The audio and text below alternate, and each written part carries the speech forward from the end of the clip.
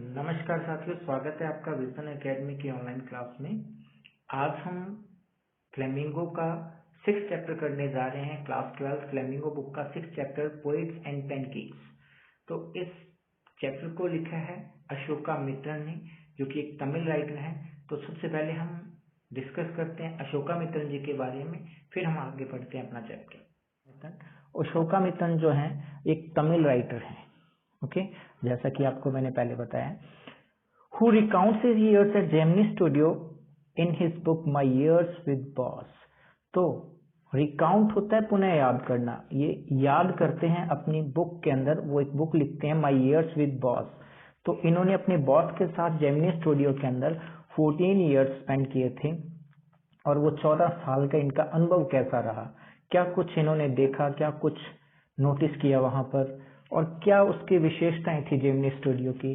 तो बहुत सारी चीजों को क्या है इस बुक के अंदर मेंशन किया है। तो आपको याद रखना है, एक तो राइटर का नाम अशोका मित्रन, दूसरा उनकी बुक का नाम है my years with boss. My years with boss, इस बुक के अंदर उन्होंने अपनी एक्सपीरियंस को लिखा है। वहां पर अशोका मित्रन जी क्या काम किया करते थे। Ashoka Mitran job is to cut newspaper clipping concerning different topics and maintaining a file of the same.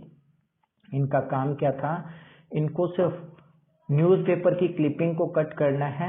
Newspaper के अंदर जो आर्टिकल्स आते हैं, जो फिल्म इंडस्ट्री से जुड़ी हुई बातें आती हैं, उनको क्या कटिंग करके एक फाइल में अटैच करना है, एक फाइल बनानी है। तो इन टॉपिक्स की एक फाइल बनानी है।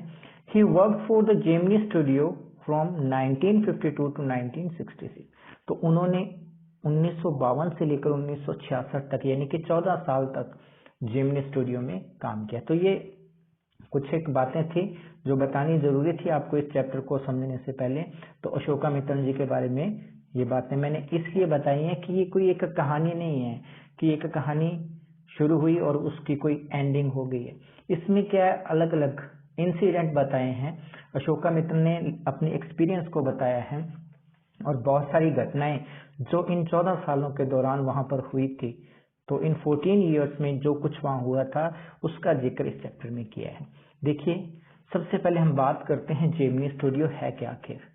तो जेमिनी स्टूडियो जो है वो एक प्रोडक्शन हाउस है, और इस चैप्टर की जितनी भी सीन सेटिंग है, जितनी भी घटनाएं, जितने भी इवेंट्स इसमें हुए हैं, वो क्या है, जेमिनी स्टूडियो के हैं। The setting of this lesson is Gemini studio, a famous production house in Chennai, set up in 1940 by S वसन। तो दो बातें याद रखना, एक तो जेमिनी स्टूडियो को सेटअप कब किया गया था, 1940 में। 1940 के अंदर जेमिनी स्टूडियो सेटअप किया गया था, और इसको सेट किया था, मतलब इसके जो बॉस थे मिस्टर एस वासन थे। एस वासन ने ये जेमिनी स्टूडियो को स्टार्ट किया था, और लॉर्ड जो क्लाइव थे उनकी बहुत सारी बिल्डिंग थी, उनमें से किसी एक बिल्डिंग, एक अस्तबल को लेकर वहां पर ये स्टूडियो स्टार्ट किया गया था। ठीक है, मेकअप डिपार्टमेंट जो था उन्हीं के किसी एक अस्तबल को बना दिया गया था। जेमिनी स्टूडियो अपने आप में बहुत बड़ा प्रोडक्शन हाउस था, क्योंकि उस समय ज्यादातर जो फिल्में बनती थी वो इंडोर शूटिंग्स होती थी। ऐसा नहीं है कि आउटडोर शूटिंग के लिए लेके जाते थे कोई सीन करना है तो इंडोर शूटिंग के लिए क्या है, एक स्टूडियो बनता था और उसके अंदर सारी शूटिंग हुआ करती थी। तो बहुत कम 5% 10% जो सीन है वो स्टूडियो के बाहर शूट किए जाते थे। तो जेमिनी स्टूडियो क्या है, एक प्रोडक्शन हाउस है जो 1940 में एस्टेब्लिश किया गया था। इसको एस्टेब्लिश करने वाले मिस्टर एस वासन थे, और ये कहा, चेन्नई में। उस समय मद्रास के नाम से जाना जाता था, चेन्नई मद्रास में सेटअप किया गया था। ठीक है, तो आगे चलते हैं। सबसे पहले हम बात करते हैं पैनकेक, और नाम सुन के आपको लगेगा कि कोई खाने वाला केक है, पैनकेक है। ठीक है, पोएट्स एंड पैनकेक्स क्यों लिखा गया, तो वास्तव में पैनकेक क्या था। पैनकेक, राइटर बताते हैं कि पैनकेक एक मेकअप का ब्रांड था। जैसे आप देख रहे हो उसके सामने, मेकअप का ब्रांड है पैनकेक। अब तो ये खैर नहीं है, उस समय ये बहुत ज्यादा फेमस हुआ करता था। जैसे आजकल लॉरियल, लैक्मे, ये जो कुछ ब्रांड हैं ये फेमस हैं, और बहुत सारे ऐसे ब्रांड्स हैं। तो वैसे ही पैनकेक क्या है, ब्रांड हुआ करता था। पैनकेक ब्रांड के क्या बहुत सारा मेकअप का मटेरियल आया करता था, ये सारा पैनकेक ब्रांड का था। और ये जो था ट्रक लोड्स में आया करता था जेमिनी स्टूडियो में, ट्रक भर भर के आया करता था, क्योंकि जेमिनी स्टूडियो के जितने भी एक्टर या एक्ट्रेसेस हुआ करते थे वो क्या करते थे, इस मेकअप को यूज करते थे, तभी तो वो फिल्म में सुंदर दिखाई देते थे। तो ये बताया गया है कि बहुत सारी एक्ट्रेस हुई हैं, जैसे कि वैजयंती माला, मिस गौहर खान, और एक स्वीडिश जो एक्ट्रेस थी वो भी क्या है, स्वीडिश एक्ट्रेस थी, उन्होंने भी क्या है इनको यूज किया है। लेकिन रति अग्निहोत्री है, उन्होंने इस ग्रेटा गार्बो थी, ग्रेटा गार्बो नाम याद रखना, ये एक स्वीडन की एक्ट्रेस थी। वैजयंती माला, ठीक है, वैजयंती माला और गौहर खान, मिस गौहर, तो ये सभी ने क्या है इस मेकअप ब्रांड को यूज किया था। लेकिन मेंशन करता है राइटर कि रति अग्निहोत्री, क्योंकि जब तक रति अग्निहोत्री आई थी फिल्म इंडस्ट्री में तब तक ये makeup brand out of fashion हो गया था, मतलब ये बंद हो गया था। तो उस समय की बात है, ये पैनकेक ब्रांड का जो मेकअप मटेरियल है ये ट्रक लोड्स में आया करता था। तो 3 एक्ट्रेस का नाम बताया, वैजयंती माला, मिस गौहर और ग्रेटा गार्बो, इन सभी ने इस मेकअप ब्रांड को बहुत ज्यादा यूज किया है, लेकिन रति अग्निहोत्री ने इसको यूज नहीं किया था। तो अब आगे बढ़ते हैं, इस मेकअप ब्रांड का यूज कहाँ होता था, कैसे होता था। तो सबसे पहले जो राइटर स्टार्ट करते हैं जेमिनी स्टूडियो के मेकअप डिपार्टमेंट से। मेकअप डिपार्टमेंट क्या था, लॉर्ड क्लाइव का जो अस्तबल था उसको लेकर, क्योंकि रॉबर्ट क्लाइव जब इंडिया में रह रहे थे उस समय उन्होंने बहुत सारी बिल्डिंग्स को खरीद लिया था और बहुत सारे घर बना लिए थे यहाँ पर। तो उन्हीं में से एक अस्तबल बनाया हुआ था, उस अस्तबल को लेकर क्या है यहाँ पर एक मेकअप डिपार्टमेंट सेट किया गया था। मेकअप डिपार्टमेंट के अंदर the makeup department of Gemini studio and it's fiery misery. बात करते हैं कि जेमिनी स्टूडियो का जो मेकअप डिपार्टमेंट था तो उसकी फायरी मिजरी क्या थी। क्वेश्चन भी आपसे पूछा जाएगा कि मेकअप डिपार्टमेंट में फायरी मिजरी से राइटर का क्या मतलब है, क्या आशय है। देखो, फायरी मिजरी मतलब आग जैसी तकलीफ, उनको आग की तकलीफ, जैसे आग के अंदर झोंक दिया जाता है वैसी तकलीफ सहन करनी पड़ती थी। देखो, ये आप देख रहे हैं कि जैसे ये मिरर लगा हुआ है, इस तरीके के हाफ डजन मतलब 6 मिरर लगे होते थे चारों सभी एंगल्स में, चारों दीवारों पर 6 तरह के मिरर लगे होते थे।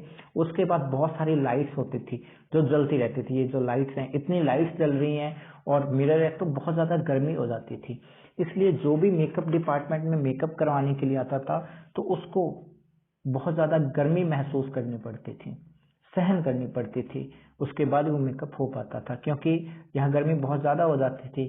तो इसीलिए राइटर इसको फायरी मिजरी बोलते हैं। ये सारा, हाँ, तो आप देख रहे हैं ना, ये मेकअप डिपार्टमेंट है, इस तरीके का मेकअप डिपार्टमेंट हुआ करता था। और उस मेकअप डिपार्टमेंट में क्या है, बहुत ज्यादा गर्मी सहन करनी पड़ती थी जो भी एक्टर या एक्ट्रेस यहाँ आया करता था। तो हम बात करते हैं, ये जो मेकअप डिपार्टमेंट था, इस मेकअप डिपार्टमेंट को लीड करने वाला कोई एक पर्सन नहीं था, ठीक है, इसका हेड कोई एक व्यक्ति नहीं रहा।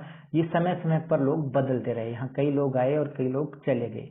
तो makeup department was first headed by a Bengali, सबसे पहले एक बंगाली ने हेड किया, then a Maharashtrian, Dharwad Kannadiga, and Andhra, a Madras, Indian Christian.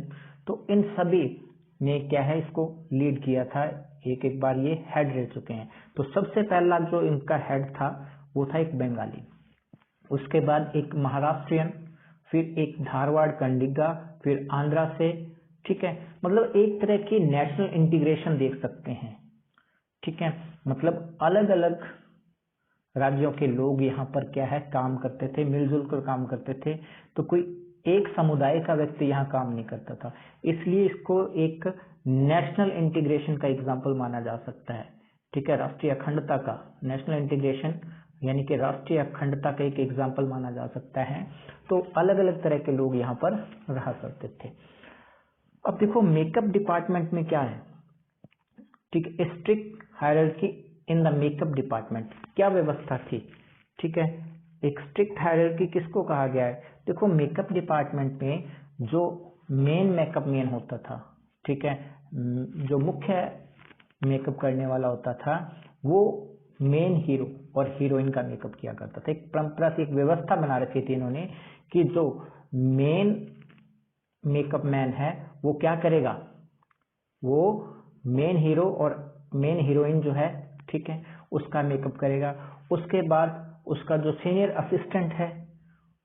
Assistant है तो उसके साथ जो सब हीरो होते हैं, मतलब एक मेन हीरो होता है, उसके अलावा जो अन्य हीरो एक सहायक के रूप में काम आते हैं, तो कुछ ही समय का सीन होता है तो उसके लिए सीनियर असिस्टेंट, उसके बाद जो कॉमेडियन वगैरह होते थे उनके लिए असिस्टेंट, और वहीं पर एक था ऑफिस बॉय, ठीक है, एक था ऑफिस बॉय। देखो जहां पर एक व्यवस्था बना रखी थी कि किसका मेकअप किसने करना है, तो ये जो ऑफिस बॉय है इसका भी रोल हुआ करता था, ठीक है। इसका रोल क्या था कि जो क्राउड प्लेयर हुआ करते थे, क्राउड प्लेयर मतलब कि फिल्म बना रहे हैं, फिल्म के अंदर क्या है, भीड़ का रोल अदा करना है, गांव वालों का रोल अदा करना है, या फिर शहर में बहुत सारी भीड़ दिखानी है, तो वो भी क्या है कि एक ऐसा नहीं है कि शहर के अंदर जाकर वो स्टूडियो सेटअप करते थे, या वो उस स्टूडियो के अंदर ही शहर जैसा माहौल बना देते थे और भीड़ का रोल अदा करने के लिए आते थे, उनके चेहरे पर भी मेकअप किया जाता था। मेकअप क्या है, कोई स्पेशल ब्रश वगैरह लेकर नहीं किया जाता था, एक बहुत बड़े वैसल में, बहुत बड़े बर्तन में क्या किया करता था, ये जो ऑफिस बॉय था एक बहुत बड़ा बर्तन लेता था और उस बर्तन के अंदर पेंट का मतलब यहाँ है मेकअप मटेरियल को मिक्स करता था और उसको मिक्स करके अपने हाथ से सबके चेहरे पर स्लैब कर दिया करता था। स्लैब का मतलब जोर से नहीं मारना है, मतलब थोड़ा थोड़ा लगा दिया करता था, फिर वो अपने हाथों से उसको स्प्रेड करके, मतलब जो पोर्स उनके दिखाई देते थे स्किन के अंदर, वो पोर्स फिल हो जाते थे। कहने का मतलब वो अपने मुंह पर पोत लेते थे उस मेकअप मटेरियल को। तो ये ऑफिस बॉय जो था, इसको यही काम मिला हुआ था, वो अपने काम से खुश नहीं था, वो ये काम हासिल करने के लिए नहीं आया था। जेमिनी स्टूडियोज ने ज्वाइन जब किया था, the role of office boy and his aspiration while joining this studio, उसकी जो आकांक्षाएं थी, जो उसकी इच्छा थी जेमिनी स्टूडियो को ज्वाइन करते समय, उसकी इच्छाएं कुछ और थी। देखो उसका रोल ये था, मैंने आपको बताया कि जो क्राउड प्लेयर होते थे उनका मेकअप किया करता था। वो भी कैसे किया करता था, एक बहुत बड़ा बर्तन लेता था, उसमें इस पैनकेक ब्रांड के मेकअप मटेरियल को मिक्स करता था और सभी के चेहरे पर स्लैप करता था। यही इसका काम है, ठीक है। The role of office boy is to mix a paint in a giant vessel and slap it on the crowd player, इतना से इसका रोल था। लेकिन he wanted to become an actor, a screenwriter, director और lyricist. उसके जो अरमान थे, उसके जो सपने थे, वो एक एक्टर बनने के लिए आया था, एक्टर नहीं तो एक स्क्रीन राइटर या फिर डायरेक्टर या लिरिसिस्ट, तो इनमें से कुछ ना कुछ वो बनने के लिए आया था। लिटिल बिट पोएट भी था, ये थोड़ा बहुत लिख भी लेता था। तो क्या है, इसकी जो आकांक्षाएं थी बहुत बड़ी थी, लेकिन इसकी इच्छा के अनुरूप इसको काम नहीं मिला, इसलिए क्या है, ये अपने काम से खुश नहीं था। ये था इसके अंदर ऑफिस बॉय का रोल। हम एक एक करके सभी कैरेक्टर की बात कर रहे हैं, कई कैरेक्टर इसके अंदर आएंगे, सभी की बात करेंगे एक एक करके। अब आगे देखिए, नया कैरेक्टर जो है हमारा कोटमंगलम सुब्बू।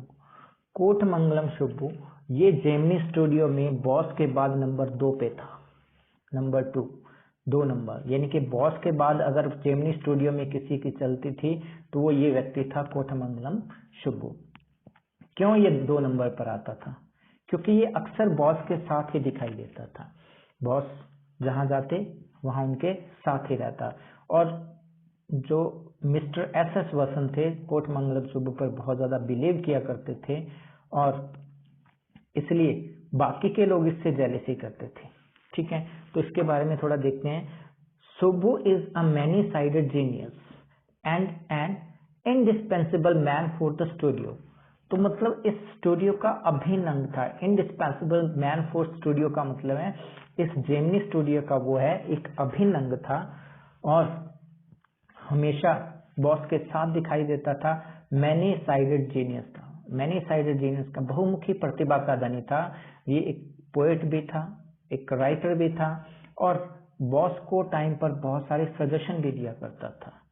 ठीक है। He serves his boss and the organization from the core of his heart.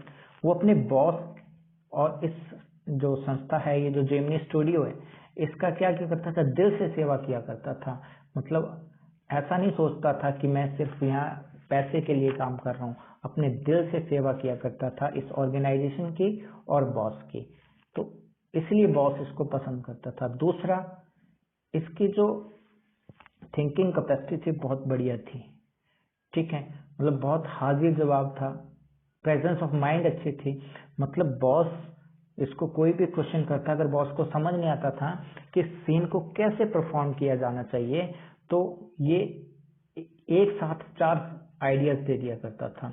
एक बार बॉस के सामने एक ऐसी समस्या आई कि एक एग्जांपल देते हैं कि एक जो चूहा था उसने क्या है, एक शेरनी को मार दिया और उसके बच्चों को, जो कब्स होते हैं, उन पर उसको तरस आया और वो क्या है, अपने पास ले आया। देखो बड़ा ऊट पटांग सा ये सीन आपको लगेगा कि शेरनी के बच्चे को चूहे ने मार दिया और उसके बाद शेरनी को चूहे ने मार दिया, उसके बाद क्या, उसके बच्चों पर तरस आ गया और बच्चों को अपने साथ ले आया और उनका पालन पोषण करने लग गया।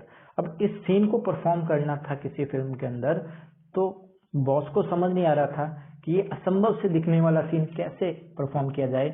तो जो कोटमंगलम शुभू था उसने 4 तरीके बता दिए कि इस सीन को इस तरीके से परफॉर्म किया जा सकता है।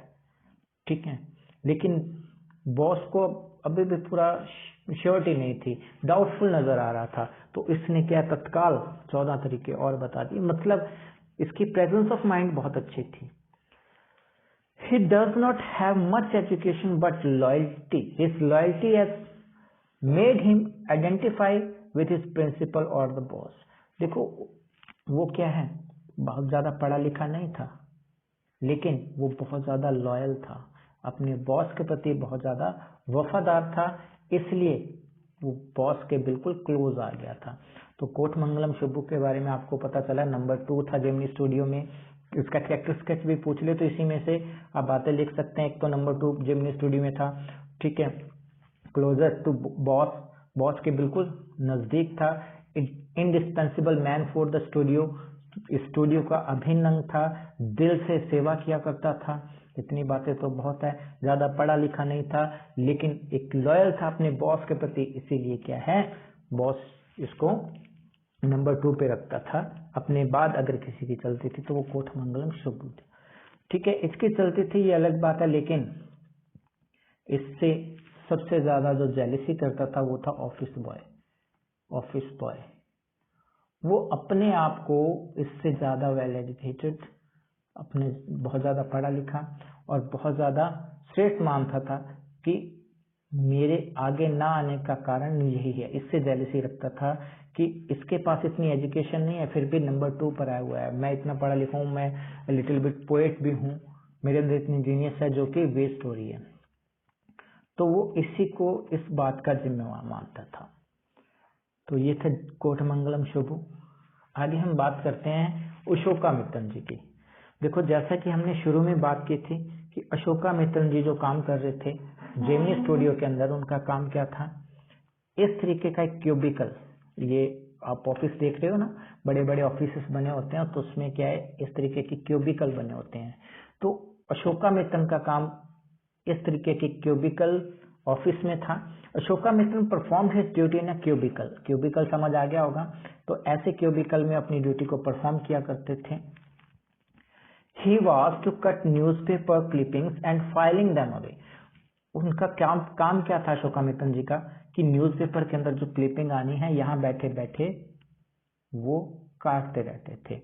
तो अशोकामित्रन was given the work to clipping, newspaper cutting and filing them away.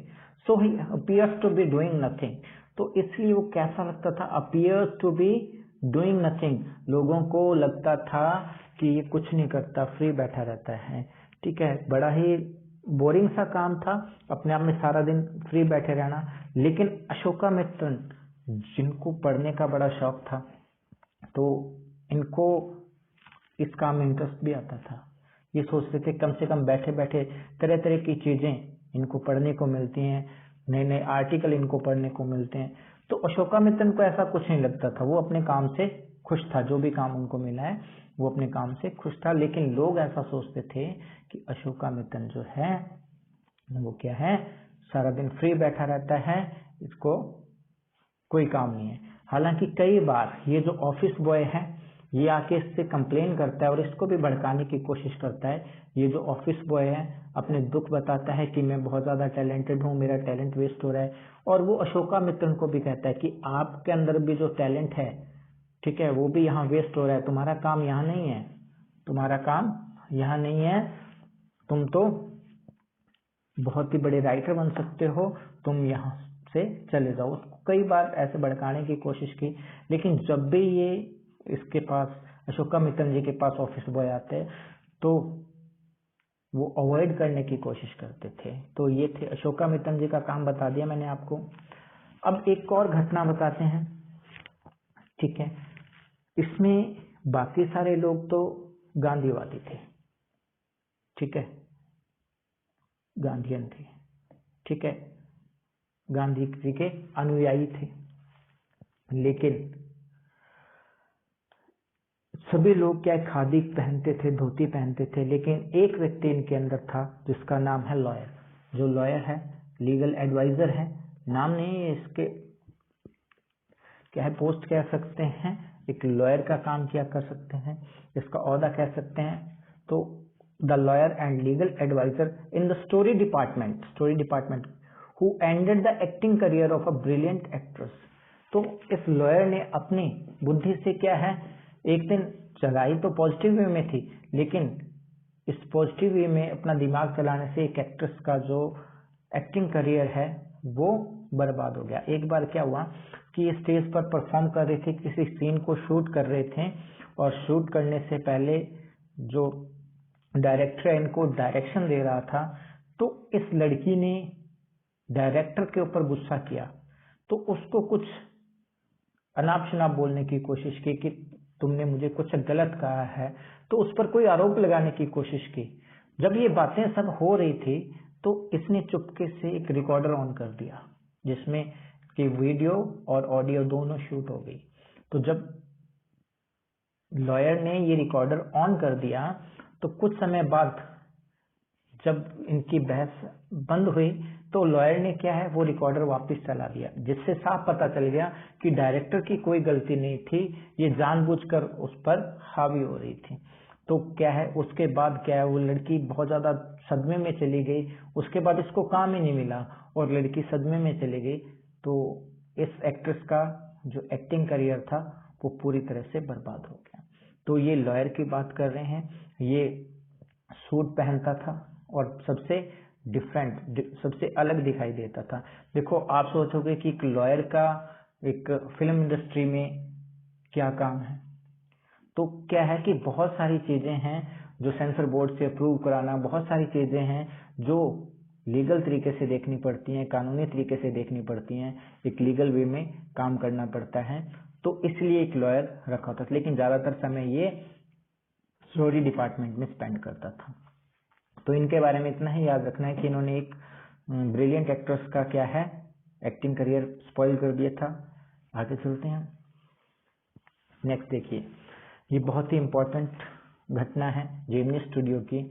अब क्या हुआ, जेमिनी स्टूडियो के अंदर जब ये रह रहे थे उस समय फ्रैंक बुशमैन का एक ग्रुप आया, Frank bushman moral rearmament army, ठीक है, जिसको MRA बोला गया है, moral rearmament army, MRA, okay. A group of about 200 people, लगभग ये 200 लोगों का एक समूह था, was welcomed at Gemini studio, और जेमिनी स्टूडियो पर इनका स्वागत किया गया। 2 plays performed by MRA, Jotham valley and forgotten factors, ये दोनों प्ले के नाम याद रखना, ठीक है। तो ये जो 200 लोगों का ग्रुप था, ये सारे जो लोग थे ये नाटक परफॉर्म कर रहे थे, लेकिन ये नाटक तो एक बहाना था, ठीक है। ये कम्युनिस्ट के अगेंस्ट थे, कम्युनिज्म के अगेंस्ट थे, तो ये अपनी विचारधारा को स्प्रेड कर रहे थे जगह जाकर नाटकों के माध्यम से कि कम्युनिज्म की बुराइयां बता रहे थे, ठीक है, कम्युनिज्म की बुराइयां बता रहे थे। तो ये सारे का सारा जो ग्रुप था ये कम्युनिज्म के अगेंस्ट था। और जो बॉस है मिस्टर एस वसन, ये भी क्या है ना, किसी न किसी रूप में कम्युनिज्म के खिलाफ था। इसलिए क्या हुआ, इसीलिए क्या है, इनको वेलकम किया गया, इस मॉरल रिआर्मामेंट आर्मी को वेलकम किया गया जेमिनी स्टूडियो के अंदर, ठीक है। तो ये 200 लोगों का ग्रुप था एक तो, और फ्रैंक बुशमैन इनके क्या हैं, लीडर थे, हेड थे। और ये इन्होंने 2 नाटक दिखाए थे, जोथम वैली और फॉरगॉटन फैक्टर, ये 2 नाटकों का नाम याद रखना। लेकिन ये जो जोथम वैली है इसके अंदर सनसेट और सनराइज, ठीक है, सनराइज और सनसेट, ये 2 सीन बहुत अच्छे से परफॉर्म किए गए थे। स्टेज पर सनसेट और सनराइज दिखाया गया था। और ये दोनों दृश्यों ने क्या है, यहाँ के जो 600 लोगों का ग्रुप था, जेमिनी स्टूडियो में टोटल 600 लोगों का ग्रुप था, इनको बहुत ज्यादा प्रभावित किया। आने वाले काफी समय तक इनके जो तमिल नाटक हुआ करते थे, ठीक है, या फिल्म के अंदर सीन हुआ करते थे, ये दोनों सीन का बहुत ज्यादा प्रभाव दिखाई देता है, बहुत बार इसको परफॉर्म किया गया। तो ये था MRA, मॉरल रिआर्मामेंट आर्मी। 2 प्ले का नाम याद रखना है, कौन कौन से, जोथम वैली और फॉरगॉटन फैक्टर। जोथम वैली में 2 सनसेट और सनराइज का सीन है, ये याद रखना है, ठीक है। और 200 लोगों का ग्रुप और इनके लीडर का नाम याद रखना है। अब नेक्स्ट चलिए, ये आकर चले गए, कुछ समय बाद एक और विजिटर आता है, विजिटर का नाम है Stephen Spender. A few months later, and another visitor, Stephen Spender, was welcomed at Gemini studio. कुछ समय बाद क्या है, एक और विजिटर आया, और विजिटर का नाम क्या है, विजिटर का नाम है स्टीफन स्पेंडर, विजिटर का नाम है स्टीफन स्पेंडर। कौन आया, स्टीफन स्पेंडर। तो इसको वेलकम किया गया जेमिनी स्टूडियो में, ओके। तो नेक्स्ट जो था वो था स्टीफन स्पेंडर। तो ये क्यों आया, इन्होंने आकर इंग्लिश के अंदर बहुत बड़ी स्पीच दी, एक इंग्लिश में इन्होंने अपनी स्पीच दी। लेकिन वहां के जो 600 लोग थे उनको इंग्लिश नहीं आती थी, किसी को समझ नहीं आ रहा था कि ये आखिर बोलना क्या चाहता है, और ना ही किसी को ये सही ढंग से पता था कि ये कोई पोएट है, कोई पॉलिटिशियन है, या इसके आने का मकसद क्या है, ये क्यों आया है। लेकिन किसी न किसी तरीके से ये भी कम्युनिज्म के अगेंस्ट था, इसलिए मिस्टर एस वॉसन ने इनको क्या है, इनवाइट किया था। तो वो सभी लोग जो कम्युनिज्म के अगेंस्ट थे, तो कुछ एस वॉसन जैसे और भी लोग थे उस समय जो उनको पसंद किया करते थे, उनके साथ समय बिताना अच्छा लगता था, उनकी विचारधारा से प्रभावित थे। तो ये स्टीफन स्पेंडर भी कम्युनिज्म से, हालांकि अशोकामित्रन जी को तब नहीं पता था कि ये स्टीफन स्पेंडर आखिर है कौन। तो कुछ समय बाद इनको पता चला, कैसे पता चला वो बात करते हैं हम। हुआ क्या कि जब अशोकामित्रन जी 14 साल पूरे करके और जेमिनी स्टूडियो को छोड़कर चले जाते हैं, और उसके बाद एक दिन एक अनइम्पोर्टेंट सा कॉर्नर होता है जहां पर क्या है, कुछ ऐसी एडवर्टीजमेंट लिखी जाती हैं जो ज्यादा इंपॉर्टेंट नहीं होती।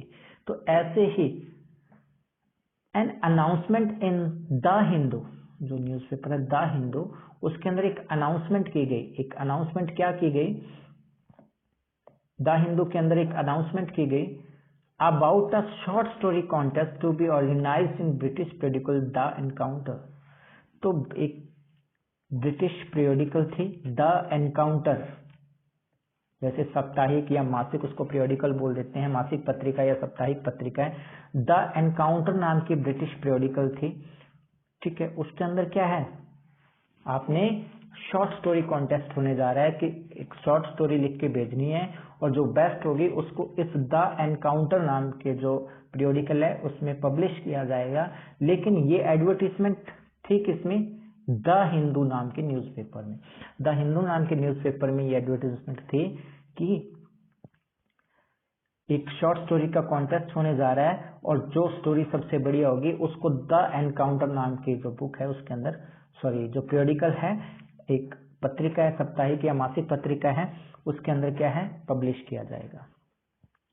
तो अब राइटर क्या है, अशोकामित्र चाहते थे एक शॉर्ट स्टोरी लिखने के और लिखकर भेजने के लिए, लेकिन पोस्टेज का खर्चा लगेगा, ठीक है, और इसलिए उन्होंने सोचा कि चलकर पहले आइडिया तो लिया जाए, देखा तो जाए कि आखिर है क्या।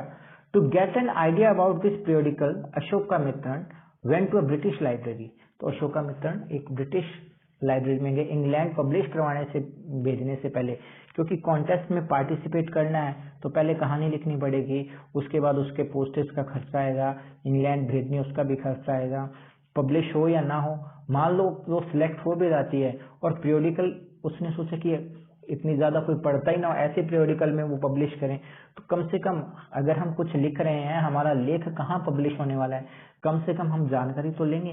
तो इस जानकारी को लेने के लिए क्या है, अशोकामित्र जी एक ब्रिटिश लाइब्रेरी में जाते हैं। To get an idea about this periodical Ashokamitra went to a British library. He found Stephen Spender was the editor of the Encounter. वहां जाकर उसने क्या पाया कि ये जो द एनकाउंटर नाम की पीरियडिकल थी, उसके जो एडिटर थे, उसके जो संपादक थे, वो स्टीफन स्पेंडर थे। तो ये बड़े हैरान हो गए और खुशी भी हुई कि ये वही पर्सन है जो जेमिनी स्टूडियो में आया, तो कहीं ना कहीं इसको जानता था। तो इनको पता चला कि ये द एनकाउंटर के एडिटर कौन है, तो उनको लगा कि थोड़ा फेवर मिल जाएगा। तो कुछ समय बाद क्या हो गया, कुछ समय बाद जब इन्होंने क्या है, जेमिनी स्टूडियो को छोड़ दिया, तो एक बार ये जा रहे थे, रास्ते में जाते जाते क्या है, इनको शौक था कि कोई चीज सस्ते दाम में मिल रही है और उसको खरीद लेते थे, ठीक है, जैसे डिस्काउंटेड प्राइस पर कोई भी चीज इनको मिलती थी ना, तो ये खरीद लेते थे, और किताबें पढ़ने का इनको वैसे भी शौक था, ठीक है। तो इनको क्या है, years later after leaving Gemini Studio, he bought a low price student edition of The God That Failed। तो उन्होंने एक स्टूडेंट एडिशन खरीदा एक बुक का नाम है द गॉड दैट फेल्ड, याद रख लेना ये book, the God that failed. तो ये क्या है, एक बुक है जिसको 6 राइटर ने लिखा है। ये 6 राइटर के नाम याद करना चाहो तो कर लेना, कई बार शॉर्ट क्वेश्चन पूछ लिया जाता है, ठीक है, कि उन 6 राइटर का नाम बताइए, द गॉड दैट फेल्ड, ठीक है, Andre Wright, Richard Wright, Arthur Koestler, Stephen Spender, Ignazio Silone और लुइस फिशर जिन्होंने इंडिगो लेसन लिखा है। तो ये 6 राइटर के नाम यहाँ लिखे हुए हैं। तो ये 6 राइटर ने मिलकर, ठीक है, these were the 6 prominent writers of that time and they described their journey to communism and their disillusion return। उन्होंने क्या किया इस बुक के अंदर, ये जो बुक थी इसके अंदर 6 essays by 6 eminent writers and Stephen Spender was one of them। ये देखो उनमें से एक स्टीफन स्पेंडर भी थे जो आए थे जेमिनी स्टूडियो के अंदर, और 6 राइटर के ये बुक थी और उनमें 6 ऐसे थे। The book described their journey to communism and their disillusion return। इस बुक के अंदर क्या है, उन्होंने कम्युनिज्म के बारे में जानने के लिए अपनी यात्रा का वर्णन किया कि हमने कम्युनिज्म को जानने की कोशिश की और डिसइल्यूजन रिटर्न, और वो वापस आ गए, उनके सारे जो इल्यूजन हैं वो दूर हो गए थे। उनको ऐसा लगा कि लोग उस समय क्या है, कम्युनिज्म को लाइक गॉड मानते थे कि कम्युनिज्म एक भगवान के समान है, लेकिन गॉड दैट फेल्ड, इसी कम्युनिज्म की बात हुई है कि ये जो कम्युनिज्म है वो असफल रहा। तो ये थी द गॉड दैट फेल्ड, इसके बारे में थोड़ा देख लेना, 6 राइटर याद कर लेना, what does the God that failed refer to, ठीक है। तो the God that failed is a book by 6 prominent writers in which they describe their journey to communism and their disillusion return। ये book का नाम है तो ये था हमारा चैप्टर पोएट्स एंड पैनकेक्स। तो उम्मीद है आपको समझ आया होगा। एक बार फिर से इसको देख लेना और मिलते हैं नेक्स्ट लेसन के साथ। Thank you very much.